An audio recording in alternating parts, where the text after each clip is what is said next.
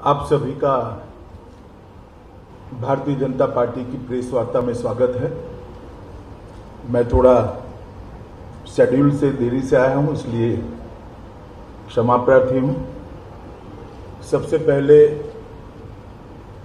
अब शायद 14 अप्रैल के पहले मिलना न हो, इसलिए सबसे पहले आप सभी को बंगाल के नववर्ष की बहुत बहुत शुभकामनाएं देता हूं और बंगाल की जनता को भी आपके माध्यम से बंगाल के नए साल की शुभकामनाएं देता हूं।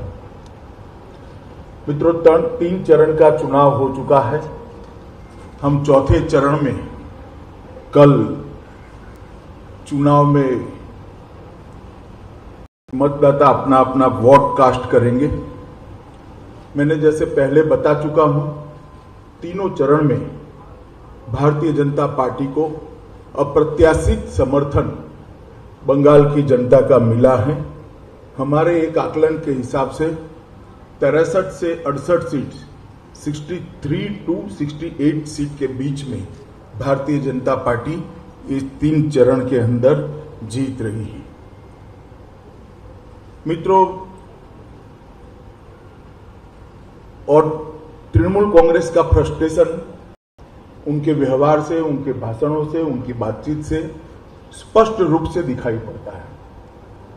जिस प्रकार की टिप्पणी ममता दीदी ने सुरक्षा बलों के लिए की है, मुझे आश्चर्य है कि सार्वजनिक जीवन में मेरा बहुत लंबा समय गया है, मैंने ऐसी टिप्पणी कभी नहीं देखी।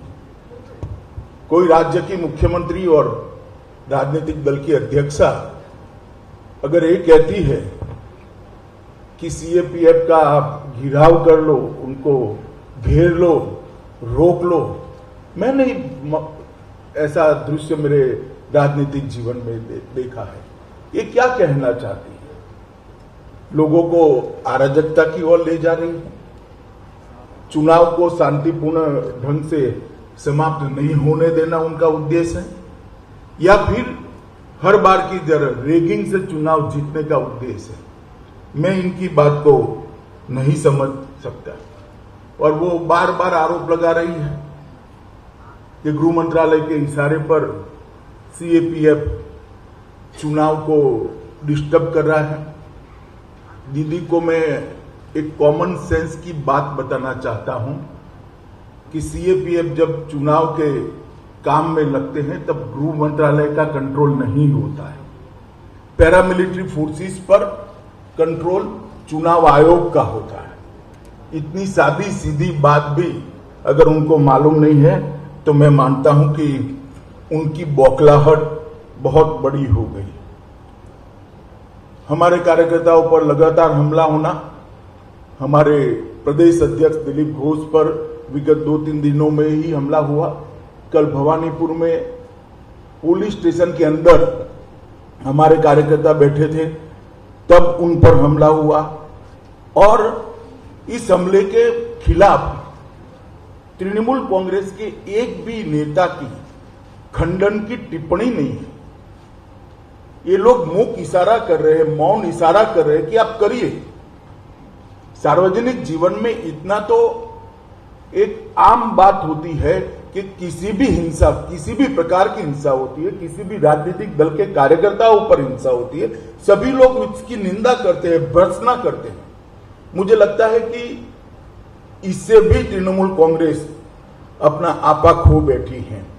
जिस प्रकार से इन्होंने माइनॉरिटी वोटर्स को अपील की है कि एकजुट हो जाइए और तृणमूल कांग्रेस के लिए वोट करिए, वो बताता है शायद उनके माइनॉरिटी वोट भी अब धीरे धीरे धीरे धीरे धीरे उनसे खिसक रहे हैं, कहीं और जा रहे हैं, और ये डर भी उनको सता रहा है। वरना इस प्रकार की अपील किसी भी मुख्यमंत्री के मुंह से, किसी भी पार्टी के अध्यक्षा के मुंह से मैं नहीं मानता कि ये उचित है। इस प्रकार के काम करने की बजाय दीदी को चाहिए कि हार के कारणों का एनालिसिस करें। बंगाल की जनता क्यों इनके खिलाफ है, उसका उनको एनालिसिस करना चाहिए। दीदी, बंगाल की जनता आपके खिलाफ है क्योंकि कानून और व्यवस्था की परिस्थिति पूर्णतया चरमरा गई है। बंगाल की जनता आपके इसलिए खिलाफ है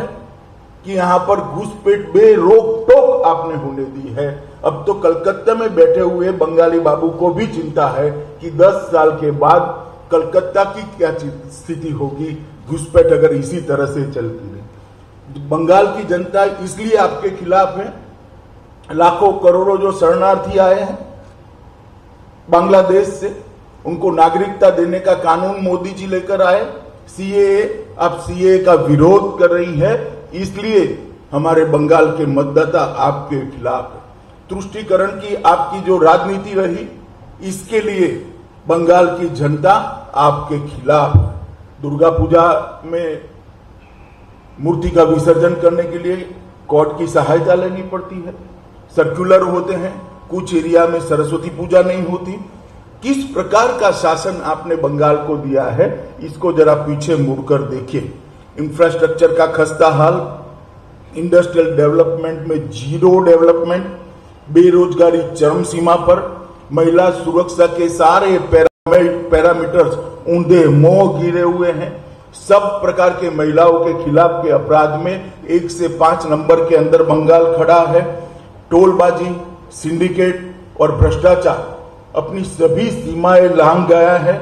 कोल माफिया और गौ तस्करी करने वालों के साथ तृणमूल के पदाधिकारी और वरिष्ठ से वरिष्ठ नेताओं की साठगांठ पर्दाफाश हो चुका है।